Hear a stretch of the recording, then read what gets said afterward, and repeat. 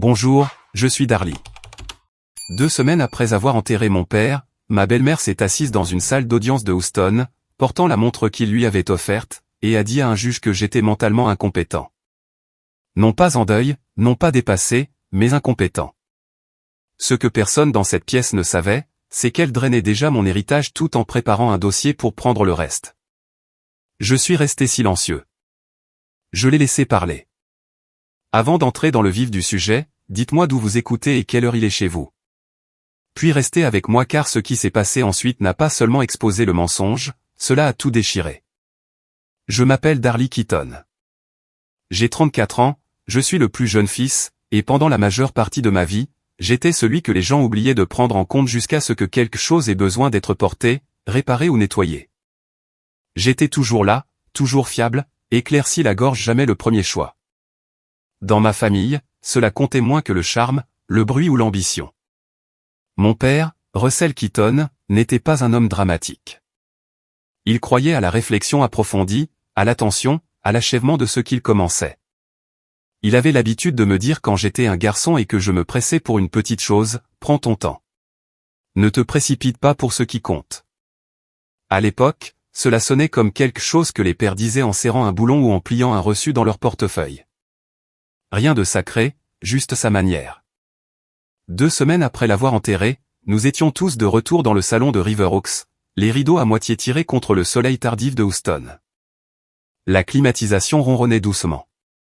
Quelqu'un avait disposé du thé glacé et de l'eau pétillante sur des sous-verres en argent comme si les bonnes manières pouvaient maîtriser le chagrin.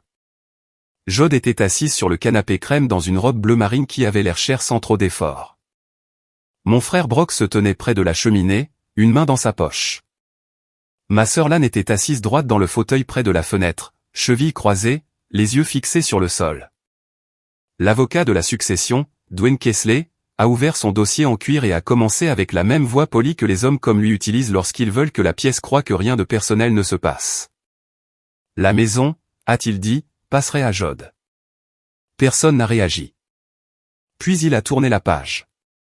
La fiducie, évaluée à 8,6 millions de dollars, incluant les placements et les revenus immobiliers commerciaux, resterait sous mon contrôle, selon le dernier amendement de mon père. C'est alors que la pièce a changé. Le verre de Jode s'est arrêté à mi-chemin de sa bouche. Brock s'est lentement penché en arrière, la mâchoire si serrée que je pouvais voir le muscle bouger. Lan ne m'a pas regardé.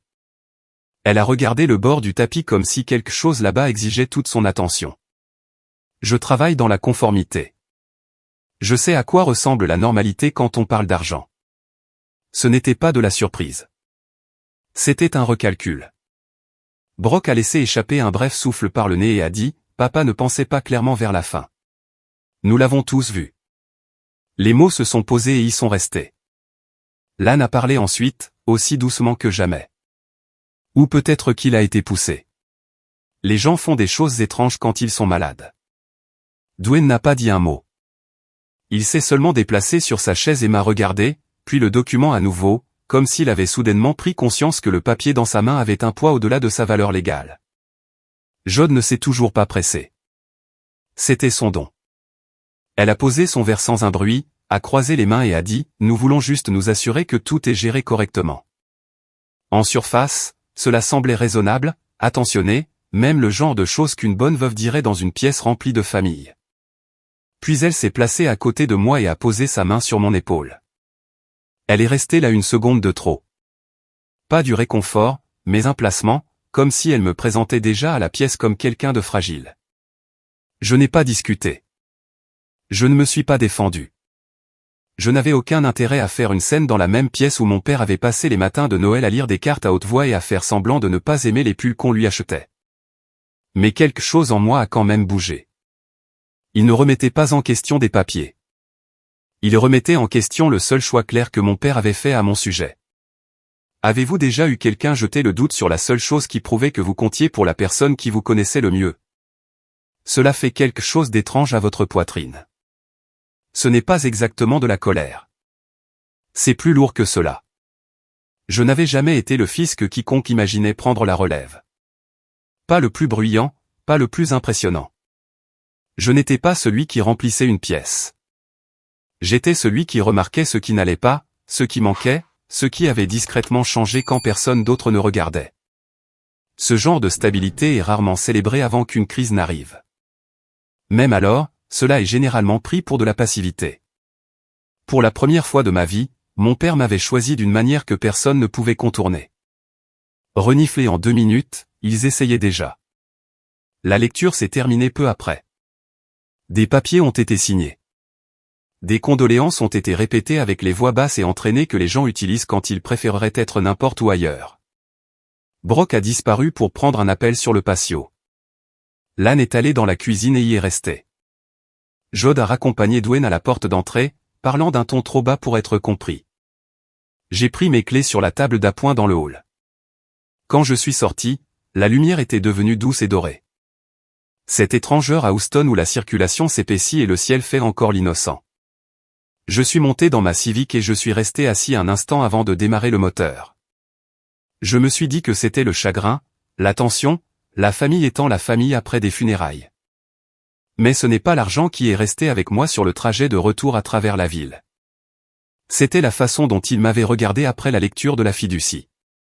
Pas surpris, pas blessé, mais préparé. Au moment où j'ai atteint mon appartement, la voix de mon père m'est revenue, plus claire qu'avant. Prends ton temps. Ne te précipite pas pour ce qui compte. Je ne le comprenais pas encore, mais je commençais à sentir que l'argent n'était jamais le vrai problème. C'était ce qu'ils étaient sur le point de dire que j'étais. Au cours de la semaine suivante, j'ai essayé de traiter la lecture du testament comme ce qu'elle était censée être, un processus légal. Douloureux, certes, mais juste des papiers après un décès. Je suis allé travailler. J'ai répondu aux emails. J'ai baissé la tête et je me suis dit des choses désagréables quand le chagrin et l'argent se retrouvaient dans la même pièce. Mon appartement à Montrose a rendu cela plus facile. Il était petit, rangé et silencieux d'une manière que la maison de River Oaks n'avait jamais été. Pas de silence poli, pas de sourire prudent. Juste une cuisine étroite, un canapé décent et une table près de la fenêtre où je payais les factures et triais tout ce que la vie m'avait jeté cette semaine-là. Un soir, après avoir ramené un plat à emporter et en avoir laissé la moitié intacte sur le comptoir, j'ai ouvert mon ordinateur portable et me suis connecté au compte de la fiducie. Au début, rien ne semblait inhabituel. Le solde était là où il devait être. Les onglets de rapport étaient propres. Puis, j'ai commencé à me déplacer ligne par ligne au lieu d'écran par écran. La façon dont je faisais au travail quand quelque chose ne collait pas mais ne s'était pas encore révélé. Et là. Un virement de $5 000, puis un autre de $8 000. Pas assez important pour déclencher des alarmes à eux seuls. Pas dramatique, juste silencieux, niché parmi des déboursements légitimes. Les descriptions étaient suffisamment larges pour être utiles à quiconque essayant de ne pas être remarqué. Frais de gestion conseil. J'ai cliqué sur les horodatage. Les deux étaient passés tard dans la nuit. Cela ne m'a pas fait paniquer. Pas encore. Dans mon domaine, la première règle est simple. Ne pas supposer la fraude quand la négligence peut l'expliquer. Les gens oublient les approbations. Les écritures sont postées en retard. Les conseillers regroupent les choses de manière à n'avoir aucun sens avant la clôture du mois. Alors, j'ai d'abord cherché l'explication inoffensive. Peut-être mon père avait-il autorisé quelque chose avant de mourir. Peut-être qu'un gestionnaire immobilier avait soumis des factures en retard. Peut-être que c'était exactement ce que cela semblait être et que j'en faisais trop parce que j'étais fatigué et toujours en colère. Pourtant, j'ai pris des captures d'écran. Puis je les ai enregistrées dans un dossier sur mon bureau et je les nommais, au cas où. 2 jours plus tard, Jod a invité tout le monde au dîner du dimanche. Elle a appelé cela, temps en famille, comme les gens le font quand ils veulent que quelque chose paraisse plus chaleureux qu'il ne l'est. J'ai failli dire non. Puis j'ai entendu la voix de mon père au fond de mon esprit. Non pas comme un réconfort cette fois, mais comme une discipline. Prends ton temps. Ne te précipite pas pour ce qui compte. Alors je suis allé. La salle à manger était la même que d'habitude. Longue table, serviette en lin, un rôti au centre, Brock versant du vin comme s'il était à sa place. Lan affichant ce sourire poli et rapide qu'elle utilisait chaque fois qu'elle voulait la paix plus que l'honnêteté. Jod se déplaçait de chaise en chaise, remplissant les verres avant même qu'on ne le demande, contrôlant la pièce avec ce genre d'efficacité douce qui passe pour de la gentillesse si vous ne savez pas ce que vous regardez. J'ai attendu que les assiettes soient débarrassées et que les conversations se soient calmées. J'ai examiné quelques transactions de la fiducie, ai-je dit. Il y a quelques frais que je veux. Jod s'est tourné vers Brock avant même que j'aie fini. Il a essayé de comprendre tous les détails, a-t-elle dit légèrement. C'est beaucoup pour lui en ce moment. Elle ne m'a pas regardé en disant cela. Elle l'a dit comme si je n'étais pas assis là. Personne ne l'a corrigé. C'est la partie qui est restée avec moi. Pas l'interruption elle-même. J'ai déjà eu affaire à des gens grossiers. C'était la traduction. Elle avait pris ma phrase, l'avait reformulée en quelque chose de plus petit et l'avait proposée à la table comme une version plus acceptable de moi. Que feriez-vous si quelqu'un commençait à expliquer vos propres pensées pour vous pendant que tout le monde hochait la tête? J'ai réessayé, stable et calme.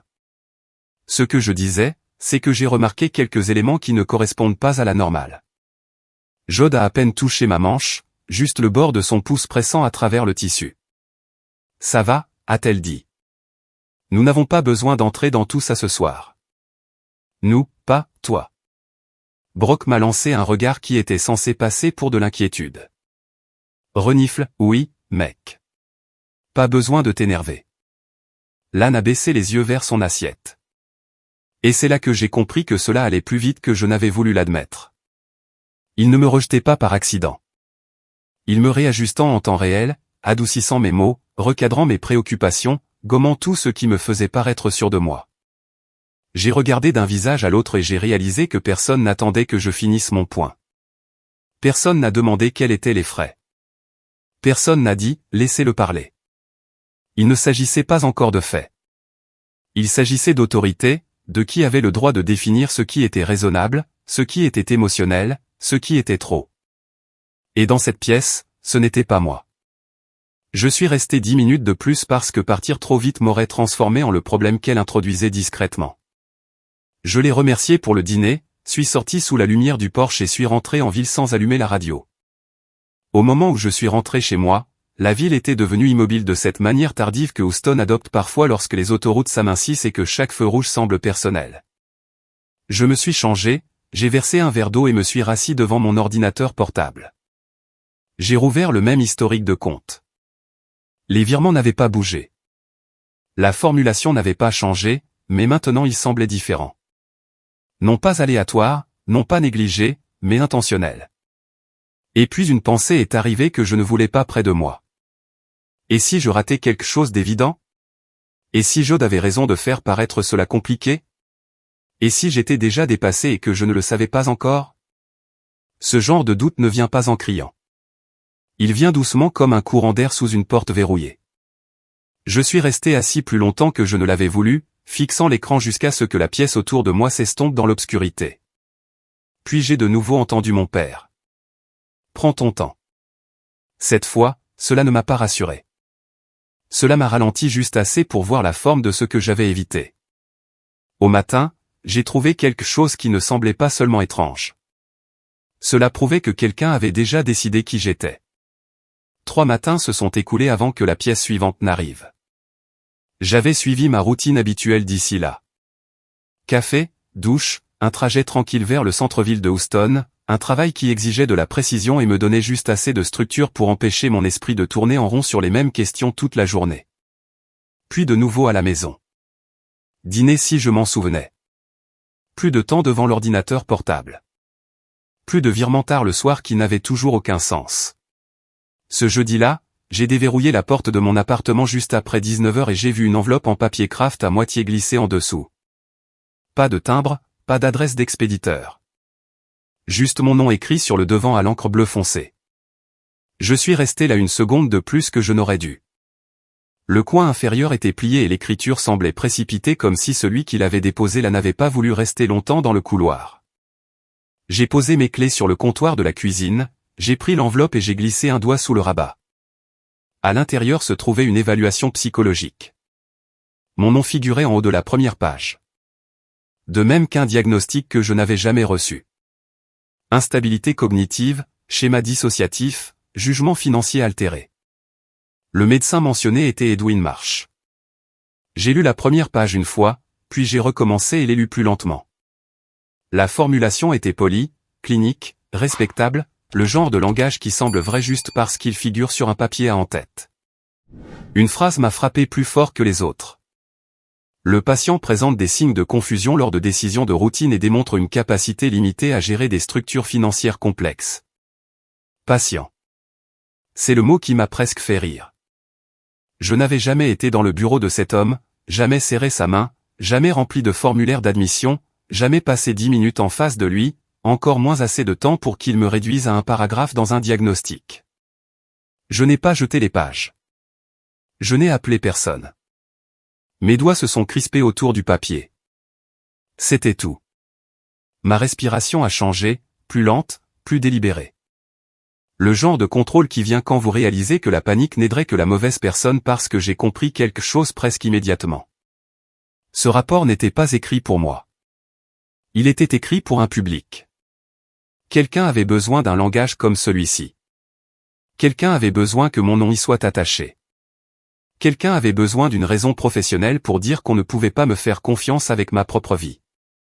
Que feriez-vous si quelqu'un mettait votre nom sur un mensonge si officiel qu'il pourrait effacer votre voix avant même que vous n'ouvriez la bouche?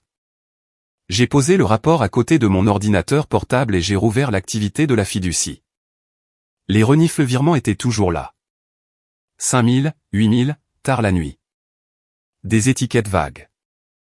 Rien de suffisamment dramatique pour faire du bruit à soi seul. Puis j'ai regardé à nouveau le rapport et la séquence est finalement apparue clairement. L'argent bouge. Je ne remarque rien. Puis un médecin que je n'ai jamais rencontré déclare, « Je ne suis pas capable de gérer l'argent. » Ce n'était pas aléatoire. C'était stratifié. D'abord vous prenez l'argent, puis vous prenez la crédibilité. Et une fois que les gens cessent de croire que vous êtes stable, tout le reste devient plus facile. Chaque préoccupation devient de la paranoïa.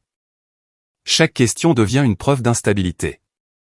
J'avais besoin d'une chose de plus avant de me permettre d'y croire. J'ai appelé le numéro sur le rapport. Une réceptionniste a répondu au deuxième coup de téléphone avec l'éclat professionnel de quelqu'un à la fin d'une longue journée. J'ai demandé le docteur Marsh. Elle m'a dit qu'il n'était pas disponible. J'ai dit que c'était bien. Puis j'ai demandé, aussi calmement que possible, si elle avait une trace de moi en tant que patient. Il y a eu une pause, puis des frappes au clavier, plus de silence. Finalement, elle a dit, « Non, monsieur. Nous ne vous avons pas dans notre système. » Je l'ai remercié et j'ai mis fin à l'appel. C'était suffisant. Je suis resté dans ma cuisine un moment après, la lumière du plafond allumée et le rapport étalé à plat sur la table devant moi. La pièce était immobile, le réfrigérateur s'allumait et s'éteignait. Une sirène passait quelque part au loin et s'est estompée. Mon esprit est revenu au dîner du dimanche. Jode me coupant la parole. Brock me parlant comme si j'étais trop énervé pour penser clairement. Lan maintenant la paix en gardant le silence. Il ne réagissait pas à l'instant. Il construisait vers lui. La plupart des gens auraient passé des appels à ce moment-là. Ils auraient conduit directement à la maison, jeté les pages devant la famille et exigé des réponses. Ils auraient appelé un avocat, appelé la police, appelé tout le monde. Je n'ai rien fait de tout cela parce que si c'était un coup monté, alors réagir trop vite faisait partie du coup monté. Si j'entrais dans cette maison furieux, Jode croiserait les mains, baisserait la voix et dirait, « Voyez, c'est ce que j'essayais de dire aux gens. » Alors, j'ai choisi la chose la plus difficile. Je suis resté silencieux, non pas parce que j'avais peur d'elle, mais parce que je faisais attention. J'ai créé un nouveau dossier sur mon ordinateur et j'y ai mis les captures d'écran. Puis j'ai scanné le rapport, les enregistré en PDF et les sauvegardé à 2 endroits. Après cela, je me suis rassis sur ma chaise et j'ai fermé les yeux un instant. Prends ton temps. Ne te précipite pas pour ce qui compte. Les mots de mon père sont revenus différemment maintenant. Non pas comme un souvenir, non pas comme un réconfort, mais comme une instruction. Ce n'était pas quelque chose que je gagnerais en ayant raison. C'était quelque chose que je gagnerais en étant exact. 2 jours plus tard, ils ont officialisé leur démarche et ont tenté de tout prendre en une seule signature. Au moment où la prochaine enveloppe est arrivée, j'avais déjà cessé de penser en termes de coïncidence. Je vérifiais les serrures avant de me coucher, enregistrait des captures d'écran et des duplicata, accordait plus d'attention aux dates qu'au repas. C'était la partie que personne ne vous dit à propos de ce genre de choses. Le mensonge ne s'attaque pas seulement à votre nom. Il commence à réorganiser vos habitudes. La lettre recommandée est arrivée un matin gris, juste avant que je ne parte travailler. Je nouais ma cravate quand quelqu'un a frappé à la porte. Pas fort, juste assez fermement pour me dire que ce n'était pas un voisin qui empruntait quelque chose. J'ai ouvert pour trouver un postier me tendant un scanner et une épaisse enveloppe juridique. Mon nom était imprimé sur le devant en lettres noires dures. En dessous, un mot se détachait plus que les autres. Intimé.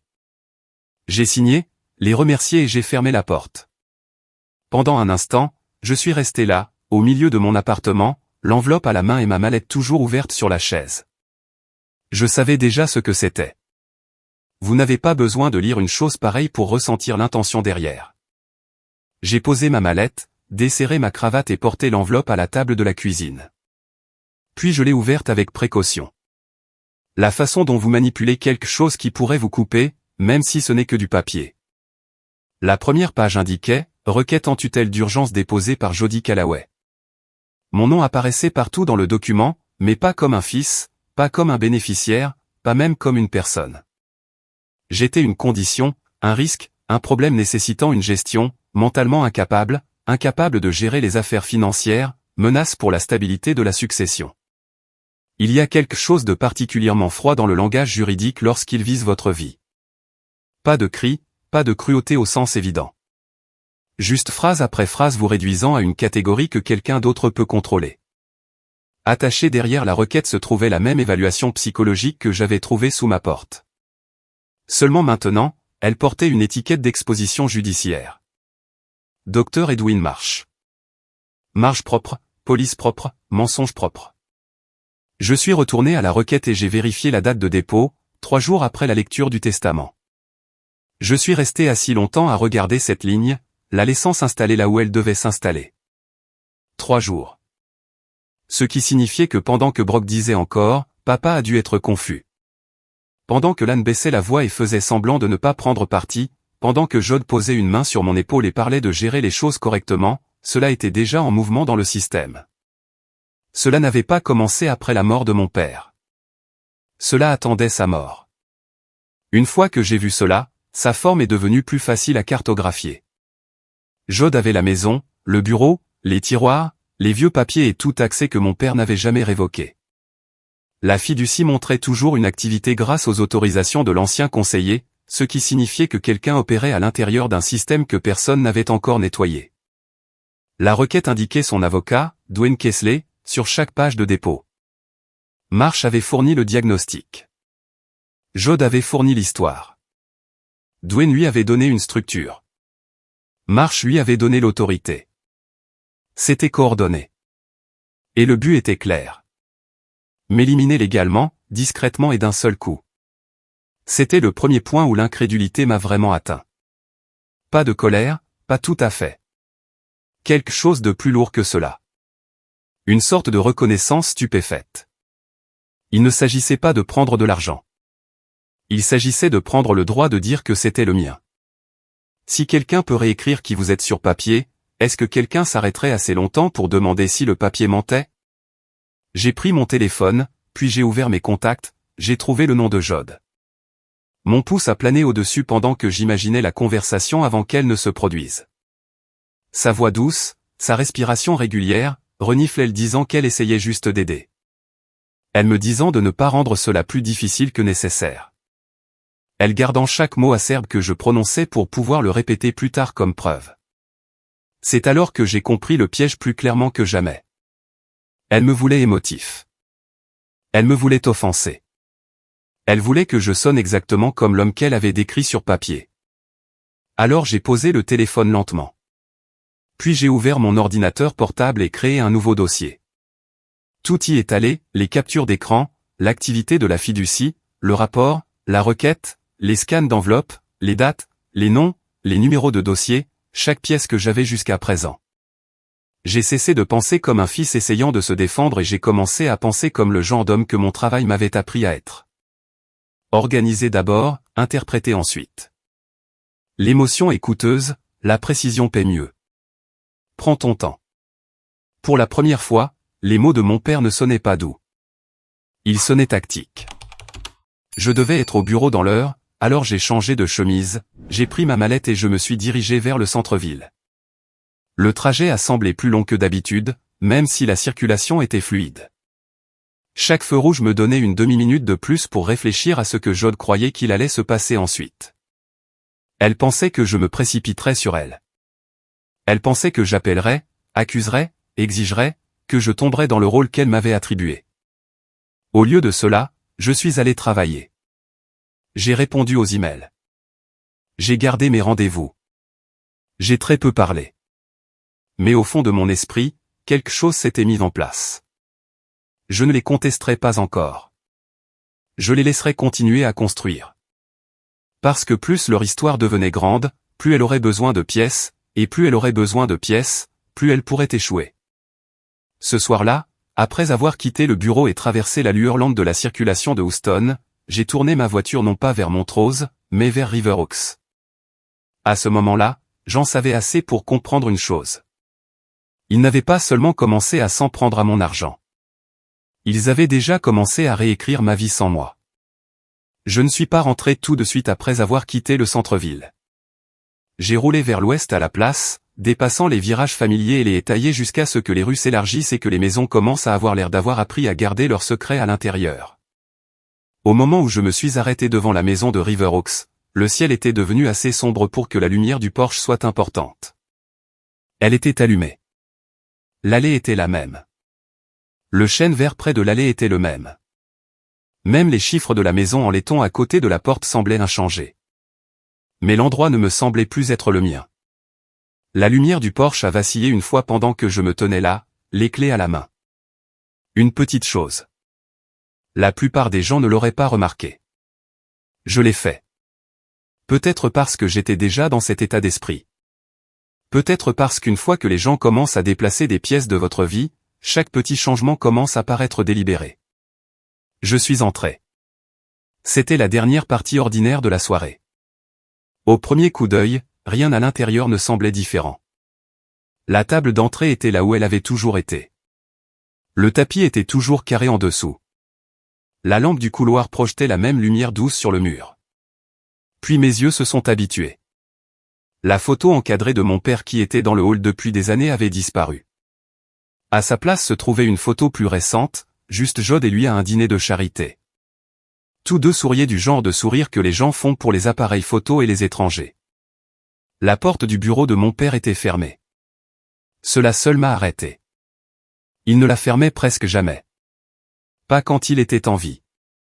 Pas quand j'étais enfant. Pas même quand il avait besoin de calme. L'air sentait aussi différemment. Plus propre, plus vif, comme l'huile de citron et le papier frais. Pas le mélange habituel de vieux cuir, de poussière et de n'importe quel café qu'il avait oublié de finir ce matin-là. Ce n'était pas du chagrin. C'était de l'édition. Je me suis dirigé vers le bureau et j'ai essayé la poignée. Verrouillée. Je suis resté là, la main toujours sur le bouton, et quelque chose s'est enfoncé plus profondément que la colère. Cette pièce avait été le seul endroit de cette maison où mon père et moi avions parlé franchement. Pas de performance, pas de traduction, personne n'interrompant. Si le reste de la maison appartenait à la famille, le bureau avait appartenu à la vérité. Maintenant, j'avais besoin d'une permission pour y entrer. Vous ne devriez pas être là tout seul. La voix de Jode est venue de derrière moi, calme, presque douce. Je me suis retourné. Elle se tenait près du bas de l'escalier, une main posée sur la rampe, le visage composé de cette manière prudente qu'elle avait quand elle voulait paraître raisonnable. Pas chaleureuse, pas bouleversée, juste prête. J'ai gardé un ton égal. Pourquoi le bureau est-il fermé à clé? Elle a esquissé le plus léger des sourires. J'organise des choses. Il y a beaucoup à gérer. Pas nous. J'ai remarqué cela. Puis elle a ajouté, nous essayons de maintenir la stabilité en ce moment. Stable? Le même mot que dans la requête, le même mot que dans les papiers qui m'avaient réduit à un facteur de risque. Ses yeux sont restés fixés sur les miens tout le temps. Elle n'était pas nerveuse. Elle mesurait ce que je savais et ce que je pourrais en faire. Avant que je puisse dire quoi que ce soit d'autre, Brock est entré de la cuisine. Il a ralenti en me voyant là. « Je ne savais pas que tu passais », a-t-il dit. Sa voix était plate, mais pas désinvolte, plutôt comme quelqu'un qui avait déjà répété être non surpris. L'âne est apparu une seconde plus tard, un bras croisé sur elle-même, l'autre tenant un torchon qu'elle n'utilisait pas réellement. Elle n'a pas dit un mot. C'était suffisant. Ils étaient au courant de la requête, et ils avaient déjà décidé comment cette scène devait se dérouler. Qu'est-ce qui fait plus mal, être trahi ou réaliser que le vote était terminé avant même que vous n'entriez dans la pièce? Je me tenais là, face aux trois, et ce qui m'a le plus frappé, ce n'est pas ce qu'ils ont dit, c'est ce qu'ils n'ont pas dit. Personne n'a demandé si j'avais vu le dépôt. Personne n'a demandé si j'allais bien. Personne n'a dit que tout cela semblait faux. Pendant une brève seconde, j'ai presque posé la question que les gens posent quand ils espèrent encore que la réponse pourrait sauver quelque chose. Pourquoi me faites-vous ça? Mais je ne l'ai jamais dit parce que je savais déjà. Il ne s'agissait jamais de moi en premier lieu. Il s'agissait de contrôle, d'accès, de s'assurer que la version de moi qui arrivait au tribunal était la version qu'ils avaient écrite. Alors j'ai hoché la tête une fois, me suis détourné du bureau et me suis dirigé vers la porte d'entrée. Pas de cris, pas d'accusation, rien qu'il pourrait empaqueter et me rendre plus tard comme preuve que j'étais instable. Je suis sorti, suis monté dans ma voiture et éclairci la gorge, j'ai fermé la porte. Le moteur est resté éteint. Mes mains reposaient sur le volant pendant que la maison restait allumée devant moi comme si rien à l'intérieur n'avait changé. Mais quelque chose en moi avait changé. Pas de façon spectaculaire. Pas tout d'un coup, juste assez. Assez pour comprendre que l'espoir qu'il me choisirait était terminé. Après une minute, j'ai pris mon téléphone, non pas pour appeler Jode, non pas pour envoyer un message à Brock, non pas pour demander à Lan si elle avait vraiment accepté cela. J'ai plutôt ouvert mon application de notes. Puis j'ai commencé à tout lister. La photo modifiée dans le couloir, le bureau fermé à clé, la formulation exacte de Jode, le ton de Brock, le silence de Lan, l'odeur de cirage frais, l'heure à laquelle je suis arrivé, l'heure à laquelle je suis parti, tout. Une fois que j'ai commencé, il est devenu plus facile de respirer. Il ne s'agissait plus de les persuader d'être décents. C'était une preuve. La voix de mon père m'est revenue une fois de plus, et maintenant je l'ai entendue clairement pour ce qu'elle était devenue. Prends ton temps. Ne te précipite pas pour ce qui compte. Si je bougeais trop vite, je leur donnerais exactement ce qu'ils voulaient. Si je bougeais correctement, ils ne perdraient pas simplement. Ils se démasqueraient. 3 jours plus tard, ils ont poussé trop loin et m'ont donné la première vraie raison d'arrêter d'observer et d'agir enfin. Cela s'est produit 3 jours plus tard, en fin d'après-midi, alors que la lumière de la fenêtre de mon appartement commençait à s'estomper et à devenir grise. J'avais mon ordinateur portable ouvert sur la table de la cuisine, de la même manière que chaque soir depuis l'arrivée de la requête. Les mêmes onglets, la même activité de fiducie, le même modèle d'examen attentif qui avait commencé à ressembler moins à une recherche et plus à une survie. Puis un nouveau virement a été enregistré. 25 000 $. Je l'ai fixé un instant, non pas parce que je ne comprenais pas ce que je regardais, mais parce que celui-ci semblait différent des autres. Les retraits précédents avaient été suffisamment petits pour disparaître dans le bruit de routine si personne ne regardait attentivement. Celui-ci ne se cachait pas. Il était là, à la vue de tous, avec une audace qui m'a presque offensé. Legacy Asset Holdings LLC. Horodatage 2 heures plus tôt. C'est le premier moment où j'ai compris qu'ils avaient franchi une nouvelle étape. Ils n'essayaient plus d'être prudents. Ils agissaient comme si le résultat avait déjà été décidé. J'ai cliqué sur tous les détails auxquels j'avais accès, puis j'ai ouvert un deuxième écran et j'ai commencé à extraire des registres publics. Dépôt du Wyoming, agents enregistrés, adresse postale, entrée corporative qui auraient semblé ordinaires à la plupart des gens et ne m'ont pas semblé ordinaires du tout. C'est là que mon travail m'a aidé. Je savais comment les gens cachaient la propriété. Je savais ce qu'ils oubliaient de séparer proprement. Les schémas trahissent les gens bien avant qu'ils ne confessent. Legacy Asset Holdings avait été déposé par l'intermédiaire d'un service de prête-nom, mais la chaîne postale derrière lui renvoyait à une adresse de contact secondaire. J'avais déjà vu cette adresse auparavant, non pas sur la fiducie, mais sur un ancien compte personnel lié au service public de la maison de River Oaks. celle de Jod. Après cela, le reste n'a plus semblé théorique. Ce n'était pas de la tenue de livres bâclés. Ce n'était pas de l'administration retardée. C'était du vol. Pendant des semaines, j'avais essayé de rester mesuré. Être prudent. Être silencieux. Laisser les pièces se mettre en place avant de toucher quoi que ce soit. Mais ce virement m'a fait quelque chose. C'était une chose de me salir sur papier. C'en était une autre de siphonner de l'argent tout en disant à un tribunal que j'étais trop instable pour le remarquer. Prises ensemble, ces deux choses ont brisé la dernière hésitation que j'avais encore. J'ai imprimé les documents, les ai glissés dans un dossier, j'ai changé de chemise et je suis retourné à River Oaks avant d'avoir le temps de douter. Je n'ai pas appelé d'abord. Quand je suis entré dans la maison, Jod et Brock étaient dans la cuisine. Elle se tenait au comptoir avec un verre de vin blanc. Il était appuyé contre l'îlot, regardant quelque chose sur son téléphone. Aucun d'eux ne m'attendait, et cela m'a donné la première réaction honnête que j'avais vue depuis des jours. Je ne me suis pas assis. Je éclaircis la gorge, ne suis pas entré doucement dans la conversation. J'ai posé les pages imprimées sur le comptoir entre nous. 25 000, ai-je dit. Cet après-midi. Silence. Brock a regardé Jod avant de regarder les papiers. Cela m'en a dit plus que n'importe quel démenti. Jodie a légèrement penché la tête comme elle le faisait quand elle voulait faire passer quelqu'un d'autre pour émotif et elle-même pour raisonnable. Nous gérons les comptes, a-t-elle dit. Certaines choses exigent de la flexibilité. Nous, encore. J'ai gardé ma voix calme. Cette entreprise n'est pas autorisée. Elle m'a fait un petit sourire. C'est votre interprétation. C'est à ce moment-là que quelque chose en moi a tenu bon pour la première fois. Je n'ai pas reculé. Je ne l'ai pas laissé aplanir le moment. Je sais où il est allé, ai-je dit. Cela a frappé, pas de façon dramatique, pas avec des cris, mais je l'ai vu. Ses doigts se sont serrés sur le bord du comptoir pendant un instant avant qu'elle ne les desserre à nouveau. Elle ne s'attendait pas à ce que je le trace. Brock s'est avancé comme s'il avait besoin de sauver la pièce. Tu ne penses pas clairement en ce moment. Le voilà. Pas un seul mot sur le transfert lui-même. Rien sur l'entreprise, rien sur l'adresse, directement à moi, directement au récit. Je l'ai regardé une seconde de plus qu'il n'était confortable. Il n'essayait même pas de contester les faits. Il renforçait un scénario sur lequel il s'était déjà mis d'accord. C'était le piège sous sa forme la plus claire. Si je poussais plus fort, ils invoqueraient la requête, le rapport, le tribunal. Ils transformeraient ma colère en preuve. Si je reculais, ils continueraient à me prendre. Perdre de toute façon.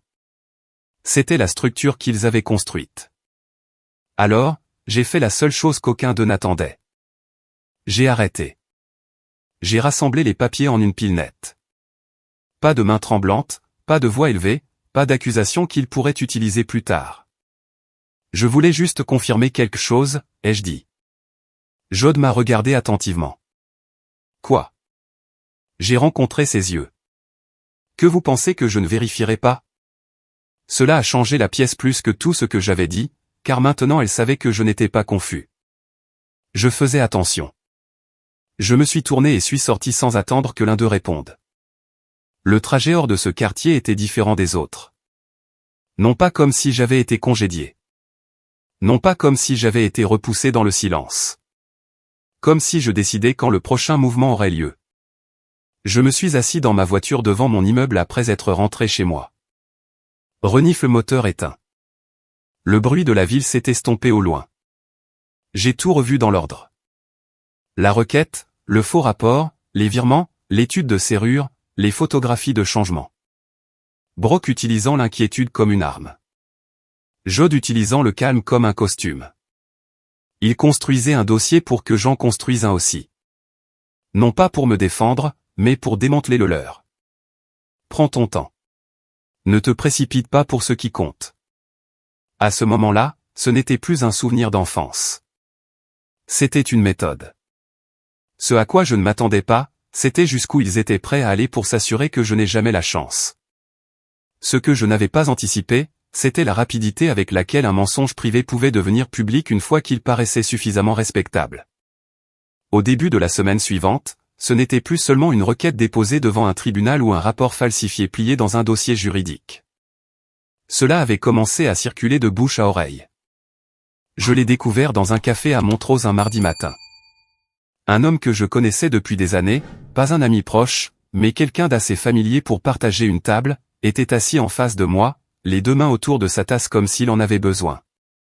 Nous avons passé 2 minutes à discuter sans gravité avant qu'il ne s'éclaircisse la gorge. Et, a-t-il dit, sans me regarder directement. J'ai entendu dire que les choses avaient été difficiles pour toi dernièrement. Ce mot encore. Difficile. Je ne lui ai pas demandé ce qu'il voulait dire. Je le savais déjà. Il a essayé d'adoucir le ton. Ils ont dit, tu as eu du mal à garder les choses en ordre. Il l'a dit prudemment, comme les gens qui veulent répéter quelque chose de désagréable sans en prendre la responsabilité. Il a baissé les yeux en parlant, ce qui m'a dit qu'il n'y croyait pas entièrement, mais il ne le rejetait pas non plus.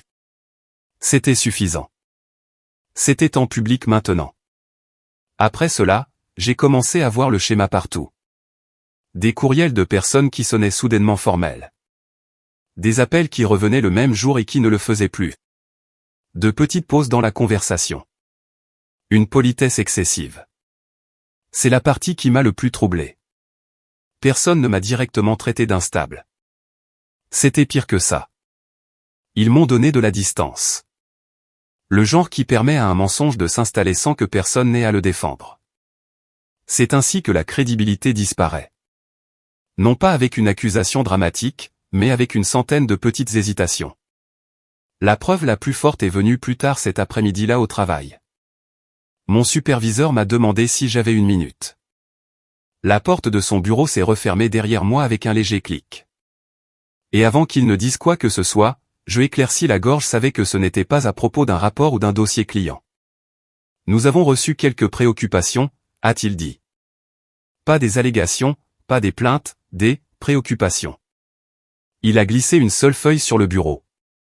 Elle n'était pas sur papier en tête de l'entreprise, et elle n'était pas suffisamment formelle pour être considérée comme un document disciplinaire, mais elle n'avait pas besoin de l'être. C'était un résumé, un petit aperçu soigné des comportements rapportés. Confusion, incohérence, mauvais jugement sous pression. J'avais déjà vu ces phrases. Ordre différent, même langage. Mon nom était correctement orthographié. Chaque phrase avait été choisie avec soin. Ce n'étaient pas des commérages ramassés au hasard. Quelqu'un avait copié le ton de ce rapport et l'avait reformulé pour un nouveau public. Pendant un instant, je me suis assis là et j'ai ressenti quelque chose de pire que de la colère. L'isolement. Jusque-là, une partie de moi avait toujours gardé cela dans la catégorie familiale. Laid, oui. Dangereux, oui, mais contenu. Assis dans ce bureau, regardant des mots qui avaient fui le script de Job et pénétré ma vie professionnelle, j'ai compris que les dégâts se propageaient. Que se passe-t-il lorsque le mensonge à votre sujet devient plus facile à croire que la vérité? J'ai quitté le bâtiment quelques minutes plus tard, la mâchoire serrée et les mains plus stables que je ne me sentais. La chaleur de Houston m'a frappé dès que je suis sorti. Le trottoir brillant, la lumière dure, le bruit de la circulation de la rue. Pendant un moment, j'ai juste marché sans décider où j'allais. Puis quelque chose en moi a finalement changé de forme. J'ai cessé de demander pourquoi il faisait ça. J'ai commencé à demander comment j'allais y mettre fin. C'était le tournant. Jusque-là, une partie de moi avait encore voulu un témoin. Quelqu'un pour dire, cela ne te ressemble pas, c'est faux. Mais personne ne l'a fait. Et une fois que j'ai accepté cela, tout le problème a pris un autre aspect. Je n'avais pas besoin de croyances. J'avais besoin de preuves suffisamment solides pour rendre la croyance non pertinente. Cette nuit-là, je suis rentré directement chez moi, j'ai enlevé mes vêtements de travail, j'ai fait du café que je ne voulais pas vraiment, et je me suis assis à ma table avec l'ordinateur portable ouvert devant moi. J'ai tout rouvert. Les virements de la fiducie, la requête, la fausse évaluation, les pages de dépôt. Puis j'ai ralenti et les ai examinés comme je l'aurais fait au travail si le dossier de quelqu'un d'autre était arrivé sur mon bureau. C'est là que j'ai découvert ce que j'avais manqué. La lettre d'autorisation jointe à la requête semblait correcte au premier coup d'œil, ton correct, référence appropriée, éclaircit la gorge une signature de mon père qui aurait passé si personne ne l'examinait de près. Mais une fois que j'ai isolé le fichier et vérifié les métadonnées, le timing l'a trahi. Le document n'avait pas été créé au moment où la lettre prétendait qu'il l'avait été. Il avait été généré après la mort de mon père. J'ai vérifié 2 fois, juste pour être sûr. Puis encore une fois. C'était là. Pas de négligence, pas de manipulation seule. Une fraude documentée, traçable, réelle. Les gens comme Jod ne deviennent pas négligents parce qu'ils sont stupides. Ils deviennent négligents parce qu'ils sont certains que personne ne les obligera jamais à rendre des comptes. C'était le point faible. Pas l'émotion, pas la cupidité, mais la confiance sans responsabilité. Prends ton temps. Ne te précipite pas pour ce qui compte. Je l'avais fait, et maintenant ils avaient construit quelque chose de trop grand pour être caché. Au moment où j'ai fermé mon ordinateur portable, la date de l'audience avait été confirmée. Tout était en mouvement. Jod croyait que je réagissais encore, que je rattrapais encore le retard, que j'étais encore trop déséquilibré pour faire quoi que ce soit d'utile. Elle n'avait aucune idée que j'allais entrer dans cette salle d'audience avec quelque chose qu'elle ne pourrait pas contourner avec un sourire.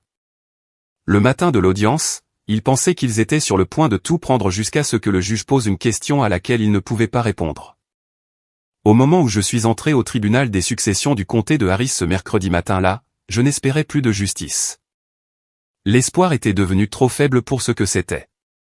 Ce que j'avais à la place, c'était un classeur, une chronologie et un niveau de patience dont je ne me savais pas capable jusqu'à ce que quelqu'un essaie d'utiliser la loi pour m'effacer. La salle d'audience 4B était plus froide qu'elle n'aurait dû l'être. Pas glaciale, juste assez fraîche pour que la pièce semble impersonnelle. Le genre d'endroit où chaque chaise semblait temporaire et chaque son portait plus loin qu'il ne le devrait. J'ai pris place à la table de l'intimé et j'ai posé le classeur à côté de moi. Jod était assise en face de moi, pas à côté de moi. Cela comptait. Elle portait la montre Cartier de mon père. Il la lui avait donnée 2 Noëls auparavant, et la voir à son poignet dans cette pièce a frappé plus fort que tout ce que Dwayne Kesley allait dire. Brock et Lan se sont assis derrière elle. Pas derrière moi. Cela racontait sa propre histoire avant même que l'audience ne commence. Quand le juge est entré, la salle s'est levée, puis s'est de nouveau installée. Renifle Dwayne s'est levé le premier. Il avait le genre de confiance que les hommes portent quand ils pensent que le papier dans leurs mains va parler pour eux. Il a présenté au tribunal la requête, l'évaluation, le prétendu modèle d'instabilité financière. Il a fait en sorte que cela paraisse mesuré, responsable, nécessaire. Puis Jod a pris son tour. Sa voix était douce, contrôlée, presque tendre. Il ne sait pas toujours où il est, votre honneur. Elle a tapoté le coin de son œil avec un mouchoir déjà froissé, comme si elle avait préparé les larmes avant d'arriver. Il oublie les conversations. Il m'appelle confus. J'essaie de faire ce que son père aurait voulu. C'est ce qui la rendait bonne à cela. Elle n'était pas cruelle en public. Elle était préoccupée. Elle était accablée. Elle était la femme qui essayait de maintenir les choses ensemble pendant que le fils en difficulté s'éloignait devant tout le monde. Et pendant quelques minutes, cela a fonctionné. Le juge a écouté sans interrompre. Le public est resté immobile. Personne ne s'est penché vers moi. Personne n'a eu l'air perplexe. Son histoire était soignée, et les histoires soignées ont le don de rendre les gens paresseux. Si tout le monde dans la pièce croyait le mensonge, vous lèveriez-vous toujours et parleriez-vous? Le juge s'est finalement tourné vers moi.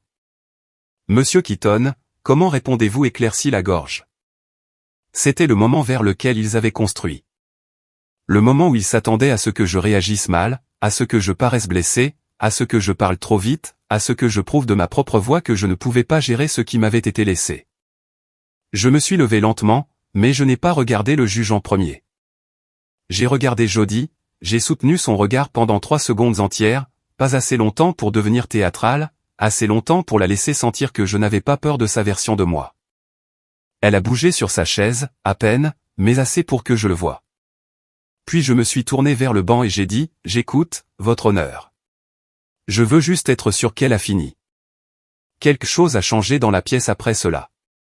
Rien d'évident, juste un léger ajustement de l'attention. Le genre qui se produit quand les gens sentent que le scénario n'est peut-être pas aussi établi qu'ils le pensaient. Dwayne est rapidement intervenu. Il a signalé l'argent qui avait disparu. Plus de 300 000 $ en virement douteux.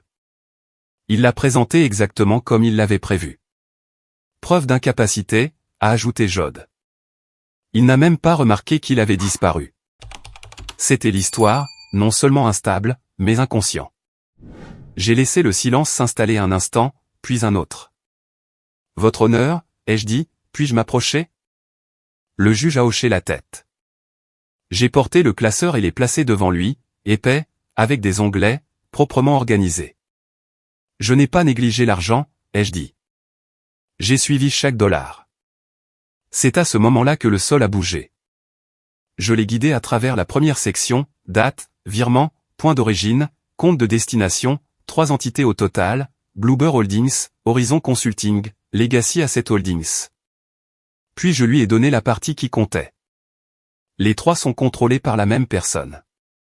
Je me suis tourné juste assez pour que la pièce suive mon regard. Ma belle-mère. Il y a eu un bruit derrière moi. Pas fort, juste assez pour me dire que les gens avaient cessé de s'asseoir confortablement. Dwayne s'est opposé, mais il l'a fait trop vite, ce qui l'a trahi plus que l'objection elle-même. J'ai continué. Enregistrement IP, journaux d'accès, liens de courrier, origine de l'appareil. Chaque virement est lié à une activité de la maison de Riverhawks. Les mains de Jod se sont crispées sur la table. La couleur a quitté ses phalanges. Puis j'ai ouvert la dernière section. La lettre d'autorisation jointe à la requête, ai-je dit. Celle qu'ils veulent que ce tribunal accepte comme preuve que mon père a donné à Jod l'autorité sur la fiducie. Je n'ai pas élevé la voix. Elle est falsifiée. Ce mot s'est posé sur la pièce et n'a pas bougé. Je l'ai expliqué clairement. La signature avait été copiée. Les métadonnées montraient que le fichier avait été créé après la mort de mon père. Le formatage ne correspondait pas aux anciens documents successoraux. La soumission n'était pas seulement fausse. Elle était fabriquée. Ce n'est pas un malentendu, ai-je dit. C'est une fraude. Le juge s'est penché en arrière dans sa chaise, a retiré ses lunettes et a regardé directement Jod. Vous pensiez vraiment que personne ne vérifierait? Tout s'est arrêté. Dwayne est devenu pâle d'une manière que je n'avais jamais vu se produire aussi rapidement chez un homme adulte. Jod a ouvert la bouche puis l'a refermée. Pour la première fois depuis la mort de mon père, elle n'avait rien de préparé. La décision du juge est venue sans drame. Requête rejetée. Affaire transmise pour enquête. Examen supplémentaire de l'activité de la fiducie, possible exposition criminelle basée sur les documents soumis. Il n'a fallu que cela. Tout ce qu'ils avaient construit s'est effondré en une poignée de phrases. Non pas parce que j'ai parlé plus fort qu'eux, mais parce que j'ai attendu plus longtemps qu'ils ne s'y attendaient. Prends ton temps. Ne te précipite pas pour ce qui compte. C'est ce qui importait. 3 semaines plus tard, après que tout lui ait été pris, Jod m'a appelé et m'a dit la seule chose que je n'aurais jamais cru entendre. Près de 3 semaines jour pour jour après, mon téléphone s'est illuminé avec un numéro que je ne reconnaissais pas. Je venais de finir de laver une tasse à café et me tenais à l'évier, regardant le parking derrière mon immeuble tandis que les dernières lueurs du jour glissaient des pare-brises en contrebas. J'ai failli laisser sonner. Puis j'ai répondu. C'était Jody. Pas de douceur, pas de pause calculée, pas de voix de veuve. Vous avez ruiné ma vie. C'était tout. Plat, net, sans larmes. Plus de performance à polir, juste de la colère. Une fois que le public est parti, j'ai posé une main sur le comptoir et j'ai laissé le silence s'installer une seconde avant de répondre. Non, ai-je dit. Vous avez construit quelque chose qui n'était pas à vous. Il y a eu une pause sur la ligne. Je pouvais l'entendre respirer vite et peu profondément comme si elle avait appelé pour dire plus et avait ensuite perdu le script. J'ai juste montré aux gens d'où ça venait. Elle a raccroché sans un mot de plus. Pas de déni, pas de tentative de s'expliquer, pas de dernier appel à la famille, juste le son de la ligne coupée et avec elle ce qui restait de l'histoire qu'elle racontait depuis des mois. Après l'audience, les choses ont progressé comme le droit le fait habituellement. Pas vite, pas avec grâce, mais avec suffisamment de poids pour avoir de l'importance. Le tribunal a renvoyé l'affaire. L'activité bancaire a été examinée. Les comptes ont été gelés. Les sociétés écrans ont été traquées. Les actifs liés au virement ont été signalés. Fraude, faux, exploitation financière. Dwayne Kesley a perdu sa licence d'avocat avant que la saison ne change. Le nom d'Edwin Marsh a également été impliqué dans l'enquête. Une fois que les dossiers ont commencé à être assignés, toute cette certitude police s'est effondrée à la hâte. Le système avait fait ce qu'il était censé faire. C'était la partie étrange. J'avais passé des semaines à sentir que toute la machine s'était retournée contre moi, pour ensuite la voir faire enfin la seule chose pour laquelle elle avait été conçue une fois que la vérité s'est présentée devant elle. Brock a appelé une fois, non pas pour s'excuser, mais pour s'expliquer. Il a dit, je ne savais pas à quel point c'était grave. Je me suis tenu près de la fenêtre pendant qu'il parlait et j'ai regardé la même rangée de voitures garées que j'avais regardée quand Jod avait appelé. Il n'arrêtait pas de combler le silence avec des raisons. Il pensait que Jod essayait d'aider. Il pensait que la requête n'était que temporaire. Il pensait que quelqu'un allait arranger ça. Je l'ai laissé finir. Puis je lui ai dit, ne pas voir quelque chose parce que tu ne veux pas le voir compte quand même. Il n'a pas eu grand-chose à dire après cela. Lan n'a jamais appelé du tout. Cela m'en a dit plus que n'importe quelle excuse. Un mois plus tard, je suis retourné à la maison de River Oaks une dernière fois. L'endroit était silencieux d'une manière qu'il n'avait jamais été quand des gens y vivaient encore. Pas de voix de la cuisine, pas de télévision basse dans le salon, pas de pas prudents dans le couloir, juste le silence. La porte du bureau était ouverte. Je suis resté dans l'embrasure un instant avant d'entrer. Le fauteuil en cuir était là où il avait toujours été. Les étagères contenaient toujours les mêmes livres de droit et dossiers immobiliers que mon père ne laissait jamais personne réorganiser. La lumière entrait par la fenêtre sous le même angle qu'à l'époque où il était assis au bureau, ses lunettes de lecture posées sur le nez. Pendant une demi-seconde, cela a presque semblé familier. Puis ce n'était plus le cas car je n'étais plus le même homme qui était autrefois entré dans cette pièce en espérant que quelqu'un lui dirait qu'il comptait. Je n'ai pas ressenti de triomphe en me tenant là. Pas de précipitation, pas de sentiment de vengeance accomplie. Ce que je ressentais était plus calme que cela. Du soulagement peut-être, ou simplement l'absence de pression. Il ne s'agissait jamais de gagner de la manière dont les gens imaginent gagner. Il s'agissait de ne pas disparaître à l'intérieur des papiers de quelqu'un d'autre. Quand j'ai quitté la maison, je me suis assis dans ma voiture, le moteur éteint et les deux mains posées lâchement sur le volant. La rue était vide, le soleil se couchait, et pour la première fois depuis la mort de mon père, sa voix m'est revenue sans aucune douleur associée. Prends ton temps. Ne te précipite pas pour ce qui compte. Cette fois, cela ne ressemblait pas à un conseil. Cela ressemblait à quelque chose que j'avais gagné. Les mois qui ont suivi n'ont pas été dramatiques. C'est peut-être la partie la plus honnête de toute cette histoire. J'ai restructuré la fiducie, embauché un nouveau conseiller, resserré chaque couche d'accès, déménagé de Montrose dans un meilleur endroit, pas plus grand, pas flashy, juste le mien d'une manière que rien n'avait ressentie depuis longtemps.